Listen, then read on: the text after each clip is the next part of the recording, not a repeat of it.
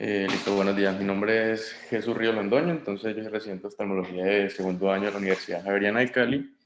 y hoy vamos a hablar sobre lesiones quiasmáticas y retroquiasmáticas. Para hablar de esta lesión, entonces vamos a recordar rápidamente sobre el nervio óptico y la vía nerviosa. Entonces debemos tener en cuenta que tiene unos diferentes componentes que se afecta esta vía visual desde la parte más anterior con todos los medios que van a afectar la parte del ojo, llegando entonces empezando la vía visual desde los fotorreceptores en la retina que son conformados por los conos y bastones. Posterior a este pues ya viene el nervio óptico, el quiasma óptico, la cintilla óptica, el cuerpo geniculado lateral, las radiaciones y la corteza occipital que sería el área visual primaria. Eh, a la hora de hablar de la vía óptica, entonces debemos recordar que esto empieza con los axones de las células ganglionares de la retina, que se van a ir agrupando en el disco óptico y van a constituir en sí ya el nervio óptico. Este entra a la cavidad craneal pues, a través del conducto óptico. Los dos nervios ópticos van a converger para formar el quiasma óptico, que este se va a situar ya rostral al tuber cinereum, en el del hipotálamo y entre las arterias carótidas. Recordar aquí entonces que acá hay una decusación que es importante a la hora de tener en cuenta los campos visuales. Debemos recordar que los campos visuales en la retina van a estar opuestos a como se están viendo. Entonces, vamos a ver la retina en dos retinas, la hemirretina nasal y temporal. La nasal nos va a tener, nos va a mostrar todo, nos va a proyectar todo el campo visual temporal y la temporal nos vamos a ver el campo visual nasal. Una vez que están entrecruzadas estas fibras en el quiasma óptico, ahorita explicamos qué parte es la que se entrecruzan, se van a formar estos estímulos que van a ir llegando y van a generar todas las cintillas ópticas, las radiaciones ópticas hasta llegar a la corteza visual. Entonces empezamos con el nervio óptico que está constituido por unos axones de las células ganglionares de la retina. Entonces recordemos que las fibras del nervio óptico son mielinizadas, pero las vainas de estos van a estar formados por unos oligodendrocitos y no por las células de Schwann, que estas van a ser recubiertas por meninges. Entonces, dado su origen a nivel pues, del disco óptico hacia el encéfalo, se le reconocen pues, 4 segmentos, que es el intraocular, ya el orbitario, el intracanular y el intracraniano propiamente. Entonces, el nervio óptico va a terminar ya en el quiasma óptico y va a tener una longitud variable de 4 o 5 milímetros aproximadamente. Entonces, la porción intraocular o intravulvar, que se le conoce, tiene una longitud de 1 milímetro aproximadamente y este está formado por fibras mielínicas. Ya la porción orbitaria presenta, pues recordemos que va a tener como una forma de S, que eso lo que le permite es como un estiramiento para poder permitir los movimientos oculares y ese termina, pues atraviesa el cono muscular y va a terminar en el anillo de cine. Este tiene entre 20 y 30 milímetros de longitud. Y ya la porción intracanular o intraósea, que es la que transcurre por el agujero óptico que tiene una longitud de 4 a 10 milímetros. Y tenemos la porción intracraneal que se sitúa en la fosa craneal media y termina ya en el quiasma óptico. Esta, pues, la longitud más o menos de 10 milímetros. Posterior a este ya tenemos el quiasma, que es esta estructura que vamos a ver acá. Entonces recordemos aquí lo que hablábamos ahorita, que la hemirretina nasal va a tener la proyección del campo temporal, y el temporal del campo nasal. Pero aquí en el quiasma va a haber un entrecruzamiento, entonces en esta estructura convergen ambos nervios ópticos y va a estar ubicada en la fosa cerebral anterior, en la base del diencéfalo, y una vez se produce el entrecruzamiento de las fibras, las mitades nasales de la retina, eh, pues lo que hacen es ir al lado contralateral, entonces estas fibras y las fibras de las mitades temporales de la retina no se van a decruzar, puesto que esto es importante para tener en cuenta las distintas hemianopsias o los compromisos del campo visual, principalmente en el quiasma. Aquí aproximadamente un 53% de las fibras son las que se entrecruzan, entonces solamente las nasales son las que van a ir al lado contralateral.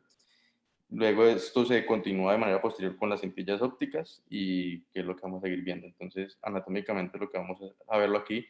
Importante no es solamente saber cómo se van a entrecruzar a la hora de ver los campos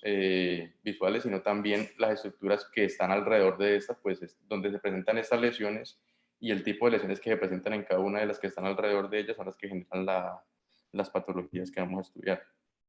Eh, Posterior a esto, entonces, se continúa con las cintillas ópticas que van a nacer del quiasma óptico y pasa aquí posterolateral alrededor del pedúnculo cerebral. Entonces aquí vemos el pedúnculo, entonces esas se van yendo hacia posterior y lateral, y la mayor parte de las fibras van a terminar haciendo sinapsis con las células nerviosas del cuerpo geniculado aquí lateral, y el resto y pues el resto terminan en unas 6 regiones cerebrales que son el hipotálamo, el pretectum, que era el sistema óptico accesorio, que era el que nos servía como sistema de reflejo pupilar, el tectum óptico, que es el que nos servía como sistema de reflejo oculomotor, y el tálamo ventral y el tálamo lateral. Nos continuamos entonces con el cuerpo geniculado lateral, que este constituye un pequeño engrosamiento oval del tálamo. Este tiene 6 capas de células que ahorita las vamos a estudiar, y es importante para saber también los tipos de lesiones que tenemos, las cuales van a hacer sinapsis con las acciones de las cintillas ópticas. Y en cada una de esas capas del cuerpo geniculado lateral vamos a contener una representación completa y ordenada pues, de todo el campo contralateral, y pues por eso se producen las lesiones. Entonces, dependiendo de la vasculatura o del compromiso que tenga cada una de esas capas, se genera un campo visual diferente. Se va a producir una conexión de los axones de las células ganglionares con las neuronas situadas a este nivel, y esta sinapsis codifica pues ya la parte de las señales nerviosas, pues elaborando toda la información visual. Es importante que aquí también se interviene en la regulación del flujo y pues la intensidad de todas estas señales visuales que se transmiten a la corteza visual, y pues los axones de estas neuronas del cuerpo geniculado lateral salen, y pues ya posterior a esto forman todas las radiaciones ópticas, y pues tener en cuenta que este es el núcleo visual primario pues más grande que tenemos. Ya posterior a esto nos continuamos con esta área anatómica que serían las radiaciones ópticas. Son, pues las fibras de esta radiación óptica son los axones de las células nerviosas del cuerpo geniculado lateral. Este haz lo que va a hacer es pasar posteriormente a través de la parte retrolenticular de la cápsula interna, y posterior a esto van a rodear las fibras de los ventrículos, estableciendo pues ya las relaciones con la cápsula interna y formando también un haz inferior que se conoce como el asa de Meyer. Y la mayor parte de las fibras van a terminar propiamente en el área 17 de Broma, que sería la corteza visual primaria. Entonces ya aquí tenemos la corteza visual primaria en el área occipital. Entonces se conoce como B1 o el área 17 de Brodmann, se encuentra situada entonces a nivel de toda la hendidura interhemisférica y superficie pues ya posterior de la corteza occipital. Y a nivel de la corteza visual primaria pues van a llevar a cabo todos esos primeros pasos de la percepción. Luego, posterior a eso, tenemos unas áreas de asociación que serían las 18 y 19, que es la asociación cerebral y las conexiones interhemisféricas con toda la información visual que se tenga pues ya analizada y identificada, y pues con eso se da la interpretación. Después de repasar rápidamente la vía visual, pues para poder entender los tipos de lesiones, debemos recordar qué es el campo visual. Entonces, la vía óptica,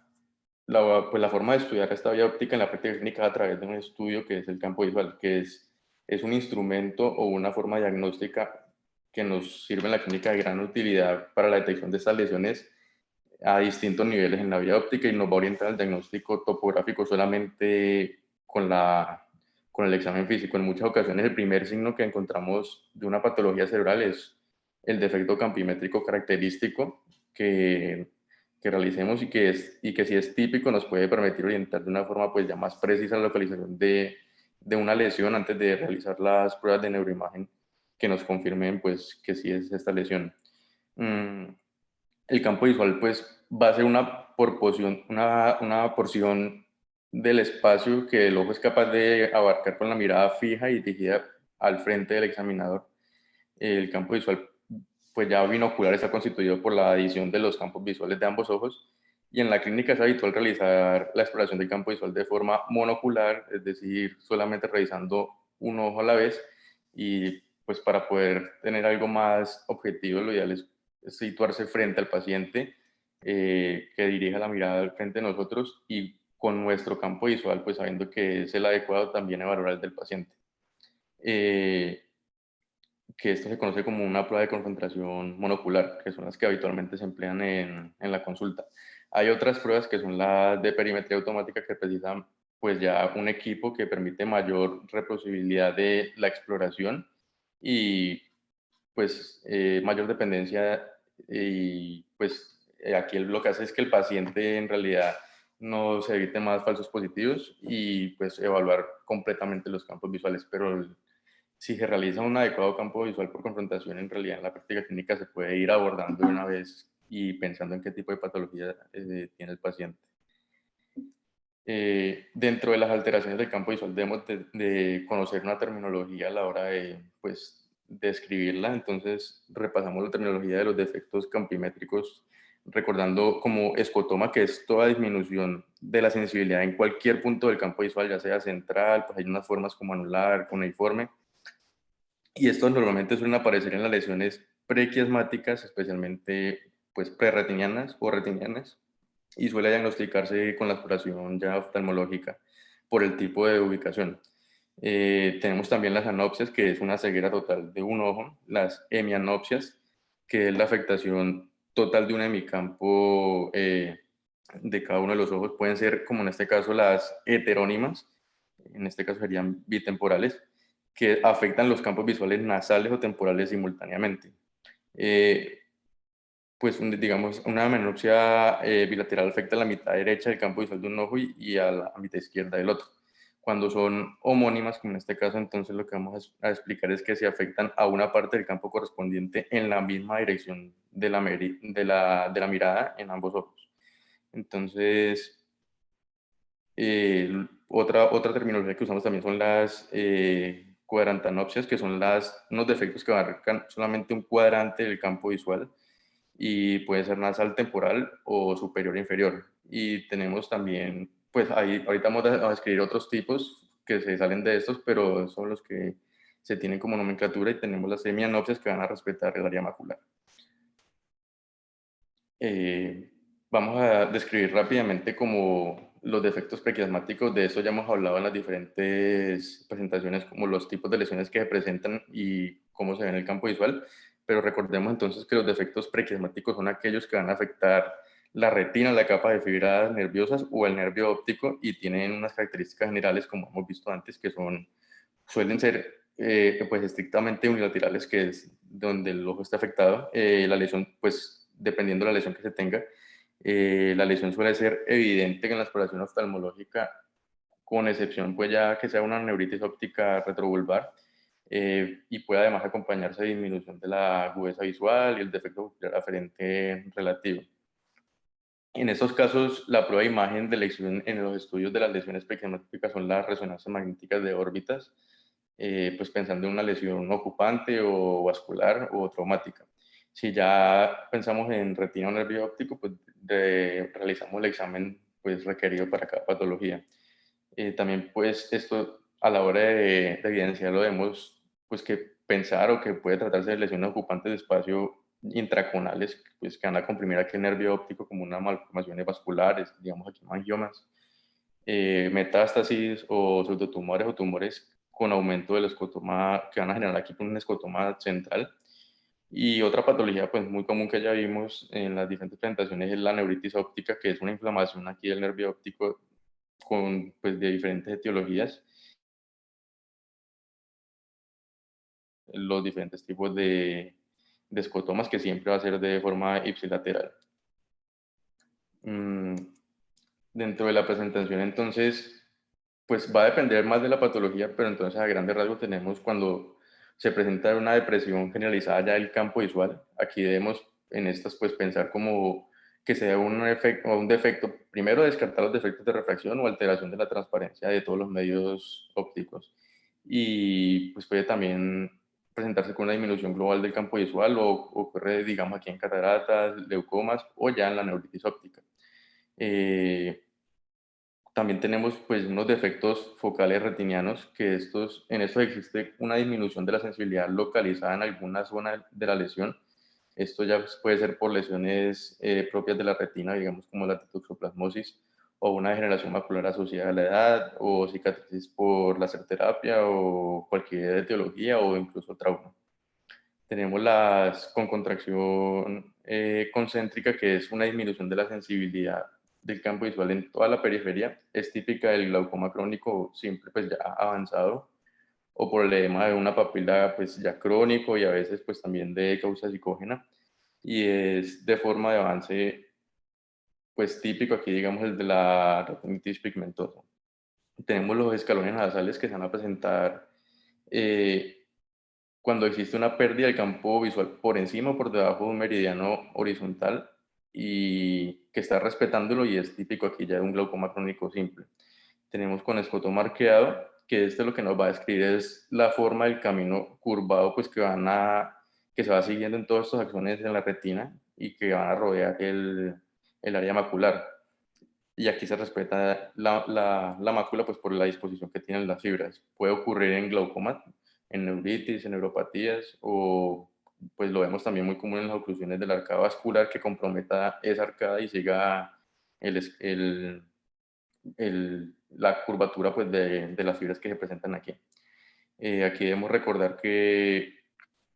eh, pues dependiendo de la vasculatura, los compromisos se van a ir dando, entonces es importante conocerlo y pues conocer la disposición para poder entender los campos visuales. Tenemos también con el escotoma altitudinal, es que existe un defecto extenso por encima o por debajo del meridiano horizontal, y es una afectación más característica de las neuropatías ópticas isquémicas por la distribución vascular específica en estos territorios. Aquí recordar que se da la irrigación por dos semicírculos, que tenemos el anillo de Singer que genera esos dos semicírculos, entonces por eso es que se puede presentar a la hora de la oclusión de alguno de estos el escotoma altitudinal. Y tenemos el escotoma centrocecal, que ocurre en neuritis óptica, glaucoma o en oclusiones de la rama, y también pues las tóxico o deficitarias como déficit de vitamina B12, alcohol, pues intoxicación por alcohol o algunos medicamentos como etambutol o amiodarona. Entonces, ahorita sí vamos a entrar en los defectos quiasmáticos y retroquiasmáticos. Entonces, recordemos entonces lo que hablamos del quiasma y las decusaciones. Entonces, a partir de este nivel, pues cualquier lesión va a repercutir en ambos campos visuales porque aquí ya se entrecruzan las fibras. Y el defecto típico de estas lesiones que vamos a conocer en la literatura es una hemianopsia bitemporal heterónima. Ahorita vamos a ver que pueden dar otros casos. Y esto es por comprensión del quiasma óptico, pero también se puede presentar pues diferentes tipos de patología dependiendo o de la evolución o del área afectada en el quiasma. Esta sería entonces una imagen coronal de un T2 en la que se aprecia pues la lesión aquí que ocupa la cisterna supracelular y pues va a comprimir el quiasma en sentido coronario. Entonces vamos a entrar ya como en cada uno de estos. Dentro de la etiología, el 80% de los casos se va a ver un tumor, pues es lo primero que debemos pensar, siendo la causa más frecuente de todos los tumores hipoficiarios, y aquí con mayor incidencia, pues entonces vemos los adenomas, que es el típico en la literatura, pues asociado a este tipo de alteración del campo visual. Debido a la localización de la hipófisis que está pues bajo el quiasma, la hemianopsia bitemporal va a comenzar afectando las fibras inferiores, y recordemos que entonces en la retina todo está cruzado, no solamente nasal, el campo temporal que se va a proyectar en la retina nasal y viceversa, sino también el superior que se va a proyectar en la retina inferior. Entonces, como empieza afectando primero la porción inferior del quiasma, lo que vamos a ir viendo es que se va a ir presentando primero una lesión superior y pues del área afectada. Y pues a la hora de presentarse casos de mejoría en esos también suele iniciarse pues al revés la mejoría, entonces primero empieza a mejorar la parte inferior. Otra posible causa son los craniofaringiomas, que debido a su localización pues suelen producir una hemianopsia bitemporal que va progresando pues de forma aquí inversa a los tumores hipoficiarios porque va a estar superior a este. Eh, y pues podemos encontrar otros tipos de lesiones que ya sean o vasculares o por el efecto en masa que va a generar, pues, digamos, estos tipos de lesiones aquí por el área tan pequeña que está presente en la hipófisis. Entonces debemos recordar que la hipófisis está solamente a 10 milímetros del quiasma óptico, entonces cualquier aumento de la presión pues, puede generar estos cambios. Tenemos, entre otros, pues ya las patologías desmielinizantes, inflamación o el traumatismo. Dentro de los tumores hipofisiarios, el que más común tenemos es el adenoma, que son los adenomas hipofisiarios. Estas son neoplasias benignas que son originadas de las células de la adenohipófisis y pues representa el tumor más habitual que se va a presentar aquí en la silla turca. Importante aquí es que constituyen hasta un 15% de las neoplasias intracraneales, es un poco común y comienza afectando primero pues las fibras nasales inferiores por el tipo de distribución. Dentro del diagnóstico de etiología vamos a ver que el diagnóstico va a ser propiamente clínico y con confirmación imagenológica, y ya tenemos un diagnóstico histológico con hematolina y dioxina, que se pueden apreciar distintos tipos de células. Vamos a tener aquí acidófilas, basófilas o cromófobas, dependiendo del tipo de adenoma que se esté analizando. Y ellos aquí lo describen como algo característico, es la pérdida del patrón de cúmulos celulares, y que es típico pues, de la glándula hipófisis, y también la desaparición de una red de reticulina que confirma el diagnóstico. Suele ser uno de los tumores que se presentan con mayor incidencia durante el embarazo, porque aumenta y genera un crecimiento rápido por el tipo de hormonas que están presentes en este. Y pues dentro de sus pues, complicaciones o dentro de sus características es que se va a extender de una forma progresiva hacia abajo hasta hacerse completa. Entonces, dependiendo de la velocidad, vamos a ver la alteración en el campo visual. Los craniofaringiomas, estos por el contrario empiezan afectando con las fibras superiores, afectando entonces la mitad inferior del campo visual, y se va a extender progresivamente hasta hacerse completo, pues, y es de lento crecimiento. Los craniofaringiomas usualmente es una neoplasia pues rara, supracelular, que puede ser, aquí lo describen como cístico, que se va a desarrollar desde la parte próxima del epitelio, que va a ser derivado de la bolsa de Rathke. Entonces recordamos que la bolsa de Rathke es un precursor embrionario de la glándula, y el patrón histológico aquí consiste en epitelio escamoso que está rodeado de unas células organizadas radialmente. Cuando este se presenta, está con frecuencia acompañado de unos depósitos de calcio, y puede tener pues una arquitectura papilar microscópica que es característica de este y genera el diagnóstico histológico. Este sería entonces, pues vemos el efecto en masa de un paciente que presenta una hemianopsia bitemporal heterónima. eh, pues esto al final el diagnóstico fue un macroadenoma hipofisiario que se expande y remodela pues toda la silla turca y genera ya la invasión a la cisterna supracelular y pues todo el efecto de compresión del quiasma óptico. Dentro de la clínica de estos tumores hipofisiarios, entonces vamos a tener que característicamente la agudeza visual va a estar conservada y puede ser normal hasta el momento en el que ya empieza a afectar los nervios ópticos. Los pacientes pues, van a generar una afectación que sería la hemianopsia bitemporal heterónima, que se afecta, en este caso, si vemos que empieza desde la porción inferior el efecto en masa. Entonces, dependiendo de la evolución, pues vamos a ver qué tan afectado está el campo visual y cómo se va generando pues ya el compromiso de la porción superior e inferior de la hemirretina, pues aquí comprometida. Eh,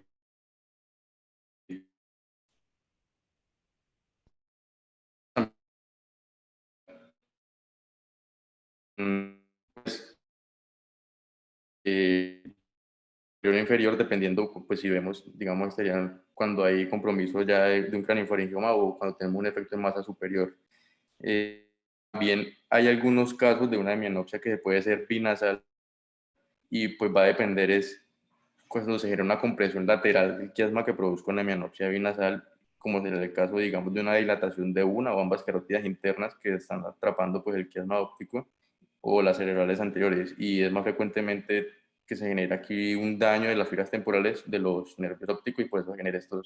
este tipo de campo visual afectado. Hay otro, no todos son la hemianopsia heterónima bilateral, también hay unos que se van a presentar, como en este caso, asociado a otro tipo de lesión que se llama el escotoma yuncional de Tracair o de la unión. Eh, Cuando estamos frente a este escotoma, ahorita lo vamos a ver, se debe pensar en una lesión compresiva de la unión del nervio óptico con el quiasma óptico, hasta que se demuestre pues lo contrario por ya una imagen diagnóstica. Aquí las fibras nasales, esto se explica, esto se explica por la teoría de la rodilla de Wilbrand. Entonces, aquí lo que se va a ver afectado entonces en esta porción va a ser la unión entre el nervio óptico y el quiasma óptico del nervio óptico, aquí sería el derecho. Y lo que hacen son que las fibras nasales, la explicación es, vienen inferior y se decursan en el quiasma óptico, en la porción contralateral. Sin embargo, hay una porción pequeña, eh,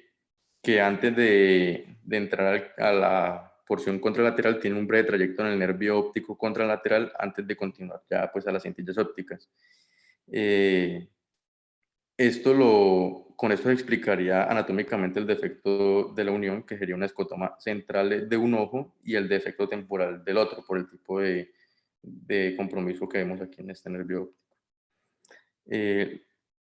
Esta manifestación es poco frecuente, pues que se presente en un adenoma hipoficiario, pero sí en otras lesiones como un meningioma, un aneurisma o una inflamación, pues propiamente aquí de la unión.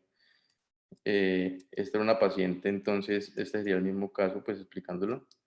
de una paciente que refería pérdida visual progresiva en el ojo derecho y presenta un escotoma de la unión, y en el campo, entonces, pues vemos el compromiso. Entonces, en un ojo totalmente y en el otro solamente en un cuadrante, pero eso se explica por la porción pequeña que ingresa pues al nervio óptico contralateral antes de cruzarse. Tenemos también los meningiomas. Entonces, los meningiomas se originan del aracnoides que rodea todo este nervio óptico en cualquier parte del recorrido, pero generalmente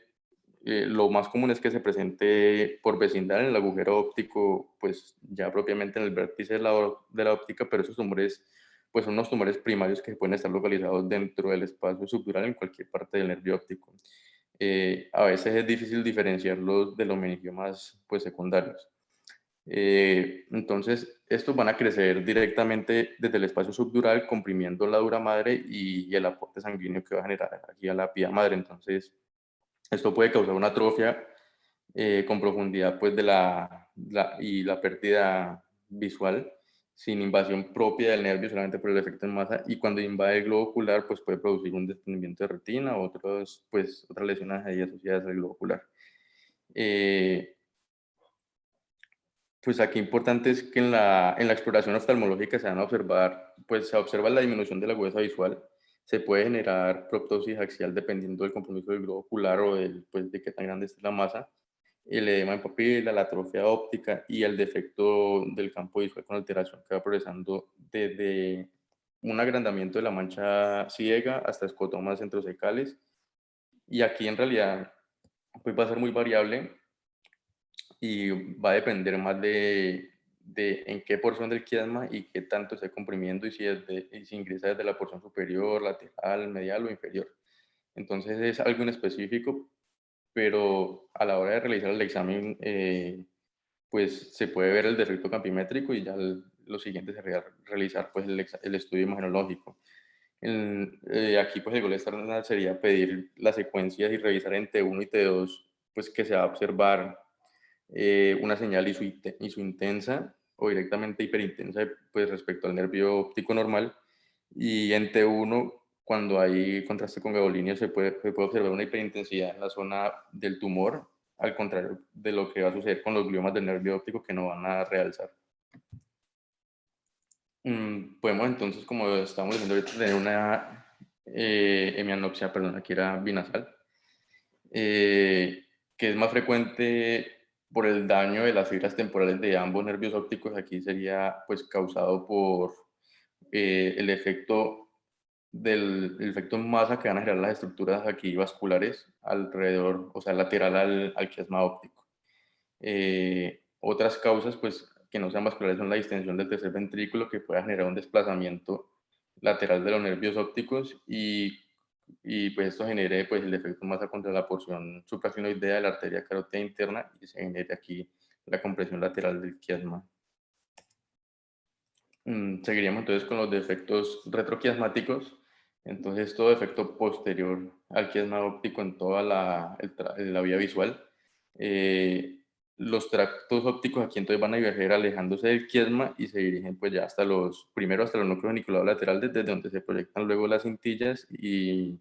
la corteza visual. Importante en esta es que dentro de las lesiones, las más comunes van a ser las del lóbulo occipital, que en nuestro medio pues la principal causa va a ser trauma y posterior a este ACV, y pues tenemos en menor proporción las del lóbulo parietal también asociadas a los mismos tipos de etiología, lóbulo temporal, y raro que se presenten en el tracto óptico o en el cuerpo geniculado lateral.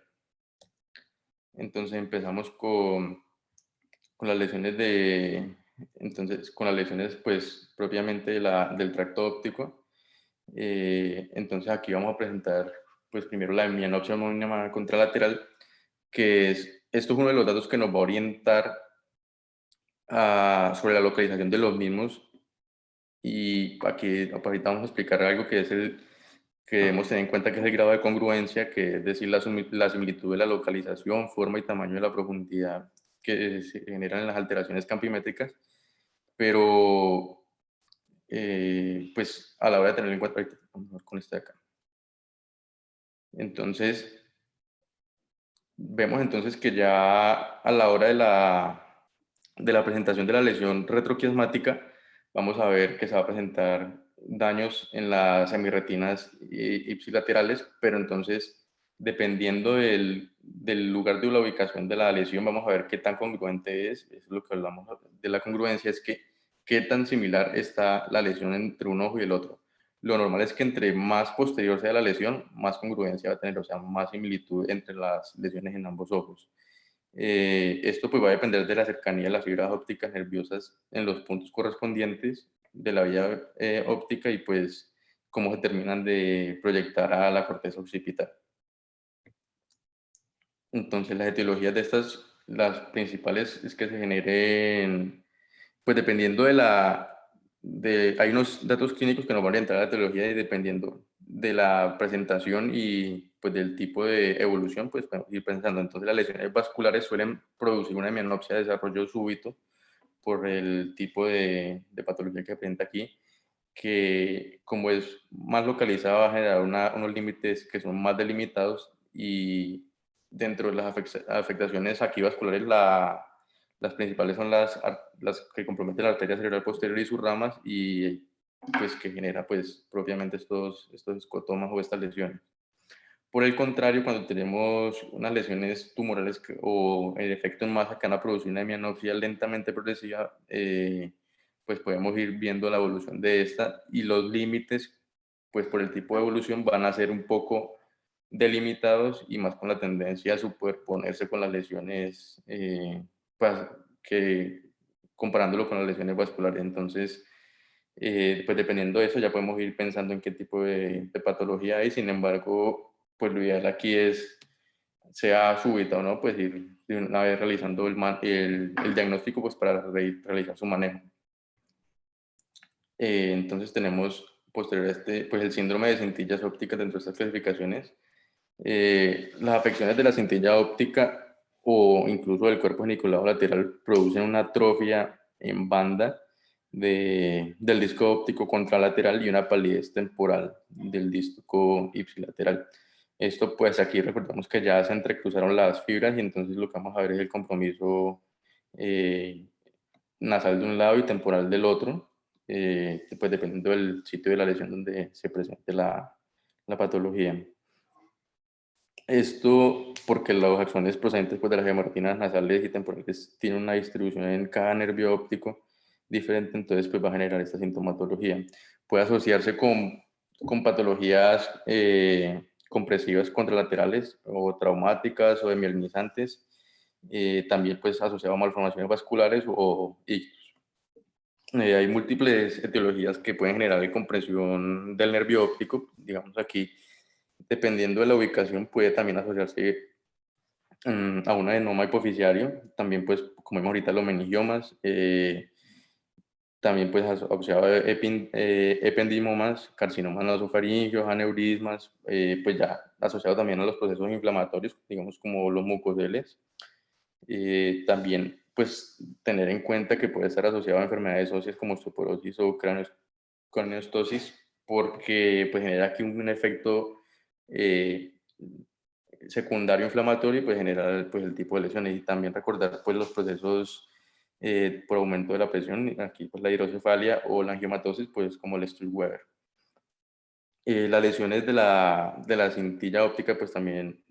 pues, son poco frecuentes y se presentan como la característica típica es la presencia de un campo visual con un defecto de una hemianopsia homónima, porque aquí ya se han entrecruzado todas estas fibras,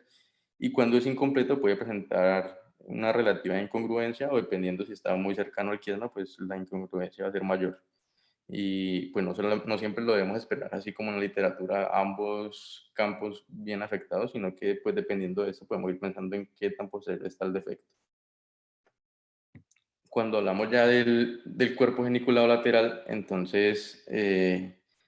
este lo que se va a generar también es una mianopsia homónima, pero aquí suele ser incongruente dependiendo del tipo de lesión y debemos recordar entonces que el cuerpo geniculado va a tener 6 capas y dependiendo de la capa afectada, pues vamos a tener unos signos neurológicos y una parte del campo visual afectado. Entonces esta es una de las partes de la vida visual que mejor se pueden describir y por la irrigación y el área afectada. Entonces, pues debemos recordar que dentro de la fisiología del cuerpo geniculado lateral tenemos que es una estación de relevo de toda la información visual. Aquí se filtra la información proveniente de toda la retina que tiene que ver con la atención selectiva y el análisis del color y la modulación pues, de todo esto mediante la corteza occipital. Y tiene una función reticular que es la del sueño. Entonces, el cuerpo geniculado lateral es un conjunto de células organizadas en 6 capas las cuales hacen sinapsis y se generan las células ganglionares, pues hacen sinapsis con las células ganglionares provenientes de cada ojo y lo que debemos recordar es que las formas de organización son por medio de 3. Por el ojo, que es lo que estamos viendo, por esto que sería el mapa retinotópico y por el tipo de células ganglionares. El que más nos sirve a la hora de entender el tipo de lesiones es el mapa retinotópico. En la organización por el ojo, entonces vamos a ver que las células gangliares provenientes de uno de los ojos del mismo lado van a estar en las capas 2, 3 y 5, que serían las del lado de acá. Entonces, en este todavía no hay el entrecruzamiento y se generan las del área temporal del ojo, o sea, el área visual nasal, del campo visual nasal. Sin embargo, las del 1, 4 y 6 sí, pues, son las que han generado entrecruzamiento y tienen el campo visual temporal porque viene de la hemirretina nasal del ojo contralateral. Esto nos explica más en lesiones compresivas laterales o mediales, pero en realidad por el tipo de ubicación de esta porción anatómica, la mayoría de las lesiones van a ser vasculares y es la que mejor debemos entender y se entiende son con la organización del mapa retinotópico. Pues este tipo de lesiones, de este tipo de mapa lo que nos va a explicar son que está organizado pues se refiere a que un punto en el cuerpo genicular lateral se corresponde a un punto de la retina y tal arreglo se va a repetir pues, en cada una de estas 6 capas. Y también debemos recordar que pues aquí vamos a ver en B, dependiendo del área y de la porción más posterior, entonces vamos a ver que la región macular es la que va a estar más medial pues en el cuerpo genicular lateral. Entonces, ahorita vamos a explicar por qué si se afecta el área medial del cuerpo genicular lateral va a haber mayor compromiso macular. Entonces, pues dentro de la división posterior a esto del cuerpo genicular lateral vamos a tener una división por las clases de células ganglionares, que hay 3 tipos, que son las células P, las M y las K. Las P son las que realizan la sinapsis con las capas 2, 3 y 4. 3, 4, 5 y 6 también, y las células M con las capas 1 y 2, que es el cuerpo del, pues, todo este cuerpo genicular lateral. Y las K son las que llevan a hacer la sinapsis entre las capas y pues en realidad la función de esta es poco conocida. Entonces, aquí ya, listo. Esto es importante conocerlo, pues la distribución en el cuerpo genicular lateral, porque entonces una vez se genera el daño, dependiendo del compromiso del campo visual, podemos ir pensando en qué arteria es la que está comprometida, entonces aquí pues ir pensando en qué tipo de manejo se le puede ir dando conjunto con neurocirugía. Entonces el área medial, que es la que va a estar mayor afectada en el área central macular, es cuando está afectada la arteria croidea posterolateral, y el área periférica, que es más de compromiso del campo visual periférico, es por la arteria croidea anterior. Entonces, pues ya solamente pues, analizando el campo visual podemos ir pensando en qué tipo de compromiso vascular tenemos en estos pacientes. Y pues importante conocerlo para saber qué lesión está, qué lesiones están asociados. Entonces, pues aquí importante es que a la hora de tener el campo visual, entonces, como vamos a ver que se va a ir respetando en algunos casos el área macular y en los otros pues no se respeta, sino que se presenta al revés el tipo de campo visual, sino que o sea, solamente con compromiso visual, entonces ellos lo describen como un defecto de dedo en guante, que sería como este de acá, en el que se presenta una hemianopsia homónima, pues aquí ya sería más congruente, que se preserva el meridiano horizontal. Esto es, pues lo más común es que se presente por gliomas del hemisferio o pues el de la lesión de esta arteria. Y al revés sería, pues tenemos o el defecto en dedo en guante al revés, que es, también se describe como el defecto en cuña, o pues también el defecto sin dedo, que ya sería unas hemianopsias sectoriales cuando hay mayor compromiso lateral, y esto es por neoplasias propiamente del cuerpo geniculado lateral. Tenemos también entonces posterior al cuerpo geniculado lateral el síndrome de radiaciones ópticas, que es el compromiso de cada una de las porciones de la radiación óptica hasta la corteza visual primaria. Esta pues se ubica posterior al cuerpo geniculado lateral y se despliega pues en una forma de abanico entre la corteza occipital y parietal, y se puede ir en tres partes, que serían la radiación anterior, eh, la porción media y la porción posterior, o también superior, media e inferior, o el asa de Meyer. Pues dentro de la fisiología, entonces tenemos que el recorrido de la información de las fibras de la retina superior van a transcurrir a través del lóbulo parietal y pues por la corteza estriada hasta la corteza visual primaria, las fibras de la retina inferior a través del lóbulo temporal, y van a formar, aquí vemos entonces la que se conoce como el asa de Meyer, y ambos fascículos van a converger en el lóbulo occipital. Pues recordar entonces que pues dentro de la disposición anatómica debemos de tener en cuenta la cisura calcarina, porque las fibras superiores van a estar en el borde superior de esta y las fibras inferiores en el borde inferior de la cisura calcarina, y esto nos ayuda a identificar el tipo de compromiso o neoplásico, o isquémico, o por efecto en masa, pues que genere el tipo de lesión en cada uno de los lóbulos y qué tipo de asa puede estar comprometida. Dentro de las alteraciones del campo visual, la zona más vulnerable pues va a ser esta, por el mayor compromiso pues la mayor proporción de corteza cerebral que hay, entonces pues no se puede generar mayor compromiso vascular. Suele ser asociado más a una hemianopsia homónima, más congruente, más bilateral, pues porque aquella va a ser más posterior y el tipo comprometida.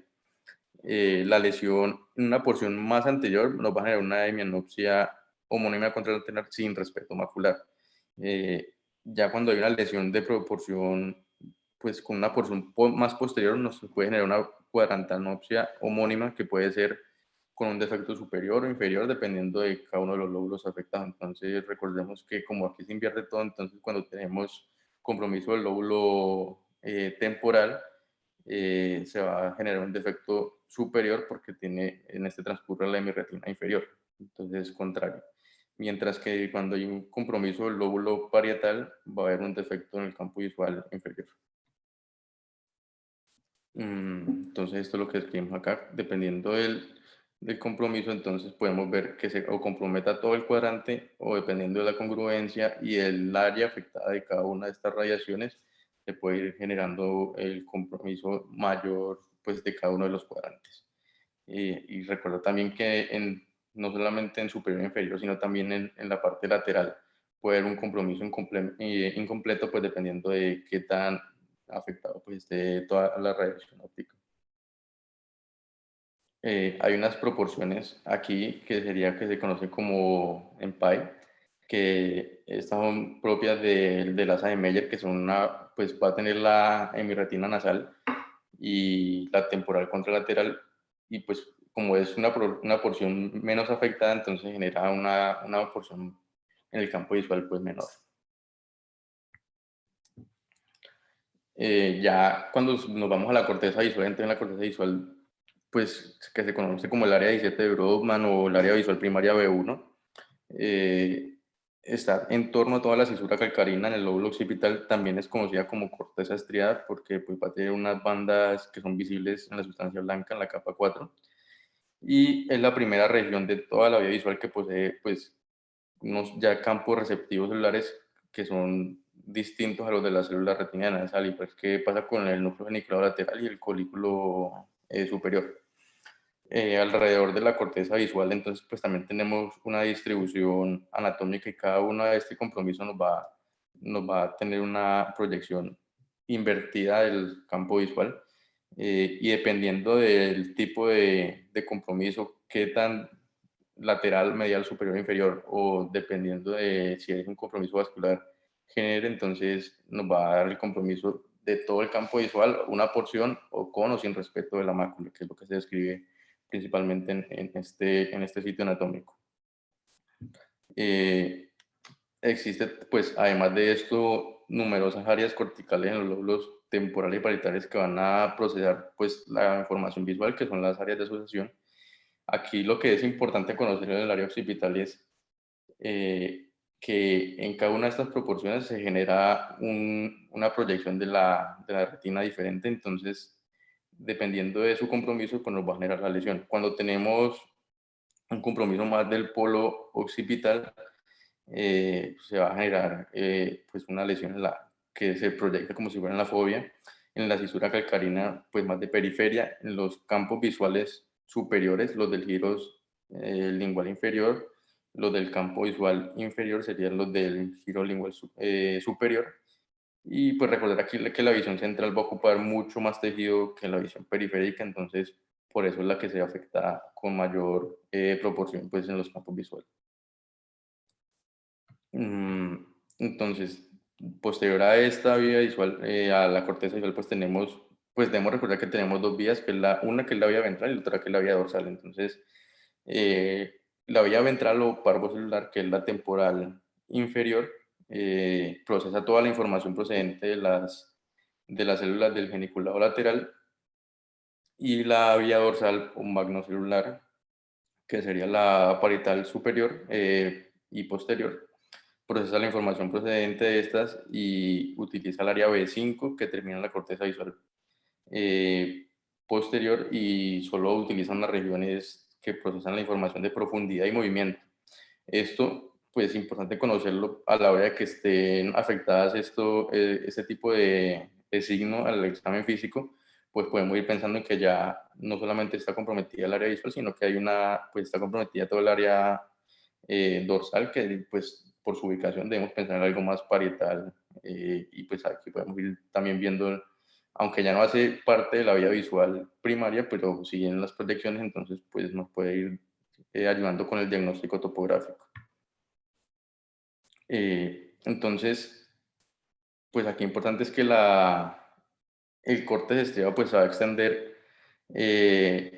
en ambos lados de la cisura calcarina, en la cara medial, pues tiene el lóbulo occipital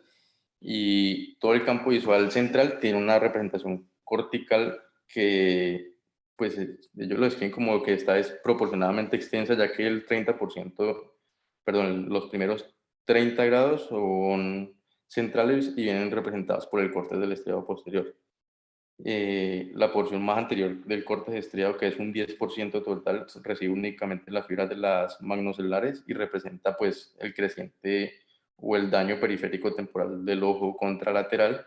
y el resto, que sería el córtex intermedio, pues va a representar el campo periférico, que sería el 30 al 60, 30-60 grados que se van a ir presentando en este, de cada ojo. Entonces, pues las lesiones del lóbulo occipital producen típicamente los defectos campimétricos que son homónimos y pues ya aquí de gran congruencia, y el respecto macular pues suele estar característico dependiendo de si se genera o no compromiso ya en el polo posterior o de tipo, pues aquí principalmente traumático o ya vascular, dependiendo de la arteria comprometida.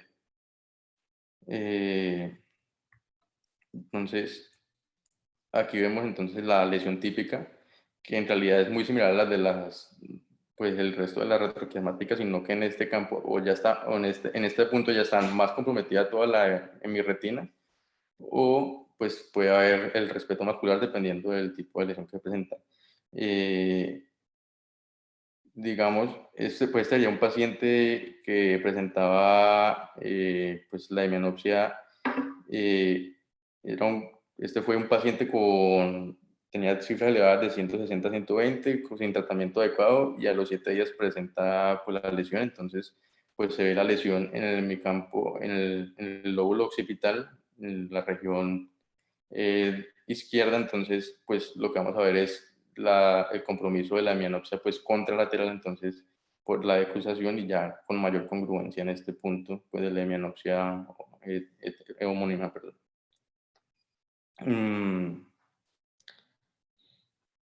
Dentro, listo. Dentro de el síndrome del lóbulo occipital, entonces la principal etiología va a ser vascular, y es por eso importante tener en cuenta el tipo de arterias que van a estar aquí irrigando. Entonces, las principales son la arteria cerebral media, por su compromiso inferior y más medial, y la cerebral posterior. Entonces, las principales causas en esto van a ser el infarto, el ictus, también puede estar asociado a meningitis, edema cerebral o el trauma. Dentro de las lesiones, entonces, que el es, que se conoce si compromete o no el área macular, va a estar irrigada o sea, la irrigación del área macular en la corteza visual está por la arteria terminal parietal, que es rama de la cerebral media. Entonces, si no hay un compromiso de esta, se va a respetar la mácula. Por otro lado, la corteza visual primaria, en su mayor porción, está irrigada por la cerebral posterior, que en este caso, si es el compromiso de esta arteria, sí va a estar comprometida, y como no irriga la mácula, entonces en los casos en el que hay respeto macular. Digamos, en este campo visual, pues demuestra una mianopsia homónima izquierda, que aquí va a ser incompleta, y hay respeto del área macular y una banda pues ya cortical,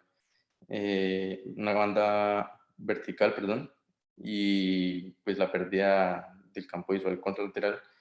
pues que nos podría estar explicando que sea compromiso de la arteria cerebral posterior, o un efecto en masa pues que no genere todavía un compromiso medial e inferior del lóbulo occipital, y por eso respete el área macular. Hay otros tipos de lesiones, que son las lesiones parciales del área de la corteza visual primaria, que es dependiendo si hay compromiso de los labios calcarinos, que van a tener una irrigación independiente y pueden causar o que se genere un infarto del labio superior, que genera una cuadrantanopsia inferior contralateral homónima, o del labio inferior, que sea pues viceversa, contra una cuadrantanopsia superior contralateral homónima. Entonces todo esto pues se puede traducir en una ceguera cortical, que son las lesiones ya retrogeniculares bilaterales, que afectan pues la agudeza visual y los campos visuales simétricos en ambos ojos, el fondo de ojo, pero con pupilas normales. Las principales causas en nuestro medio va a ser o trauma, y la descrita en la literatura, que es infarto, ictus, meningitis o edema. Y hay otros signos pues asociados a esta ceguera cortical, que puede ser demencia o pérdida de la memoria. Hay unos defectos que a la hora de revisarlos van a ser, pues, que no se pueden explicar por ninguno de estos, que no se puede explicar por ninguno del compromiso de ninguna parte de la vía visual,